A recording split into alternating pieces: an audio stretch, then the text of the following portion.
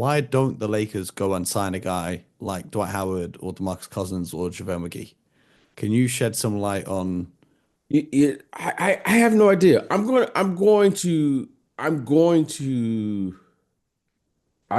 ask the question. Okay, I would think with a roster like this, you want a certain type of player, like a more athletic big, and nothing against who they chose. However, I would assume the following as an executive. When you put together a roster, and I learned this as an executive, when you put together a roster and you put together a team, the one thing that you try to do is you put together a team with your coaching staff, but you want to influence who plays and who doesn't. So, for instance, let's say 1 through 8, those are your players, right? Those are your players. You want to make sure the top 8 guys who play, that you're comfortable with those guys. 9 through 12, you will consult with your coach.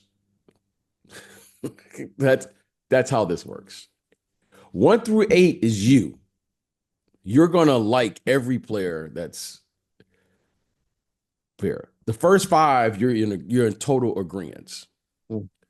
6, 7, and 8, maybe one can start. Maybe you think they should play more, but 9 through 12, you'll normally give to your coach.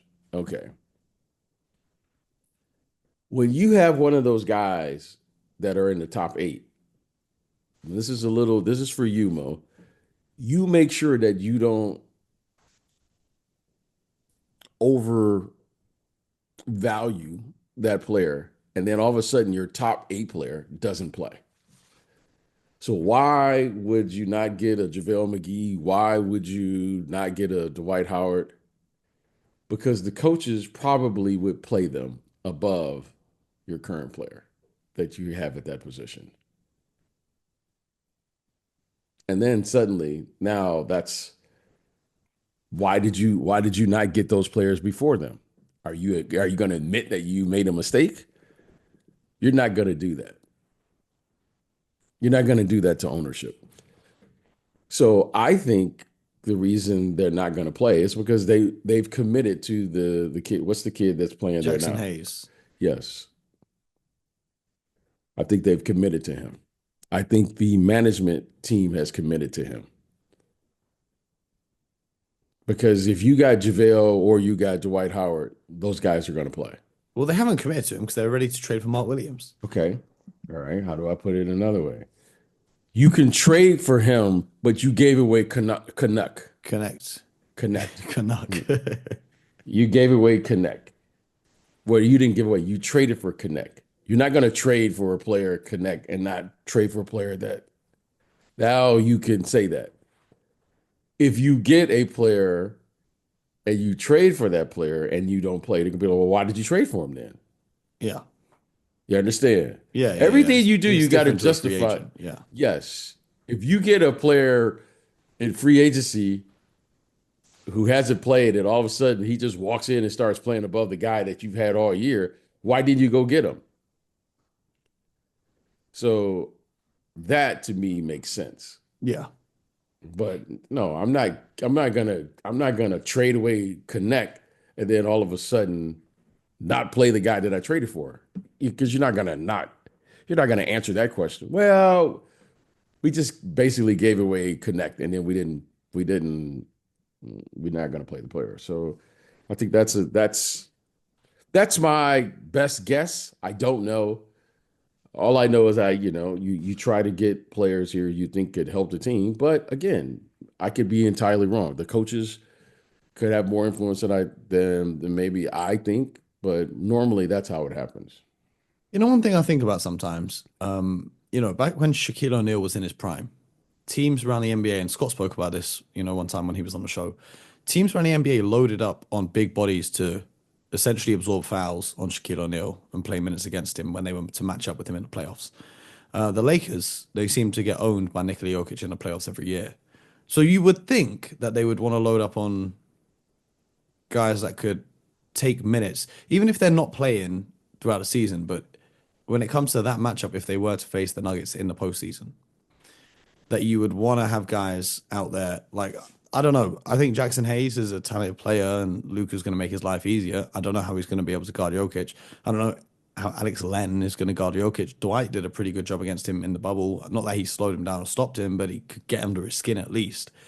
How much do teams kind of weigh in individual matchups in the process of, signing or trading for guys? Based on what I know and I've come to understand about this generation of executives is that they rely heavily on the analytics. When you ask every team, when you speak with these teams, the first thing they do is they want to address shooting. And you always make fun of me, true shooting percentage and PER and all of these things. And every year I seem to get in a debate on what's important to winning the game.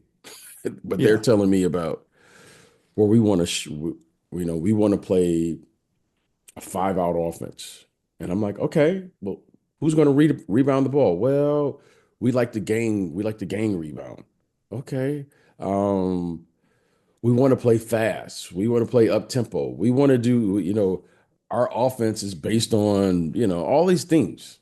And I'm like, okay, well, who's going to set a screen so that you can do all these things? Well, the way we play, we like to play with the flow. Okay. All right.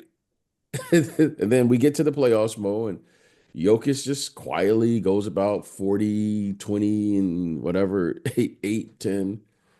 And every year we ask the same question. So I think now the influence lies with the analytics. I think the influence lies with shooting and 5-out offense and small ball and all those things.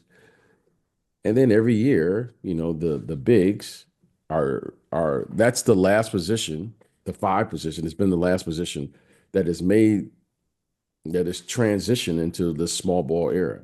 So you could see teams slowly going about it.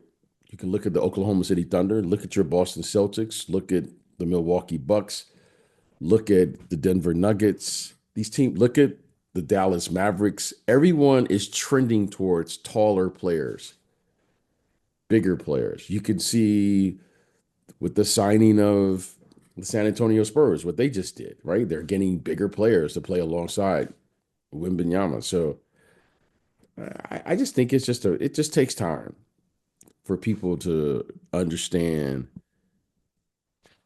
if you're going to win, you need big guys. You have to control what's happening on the floor. And the big guys do that, especially when the game slows down, like we all know it will do. And it just takes time before people can commit to that level because you're not going to beat Jokic playing small ball.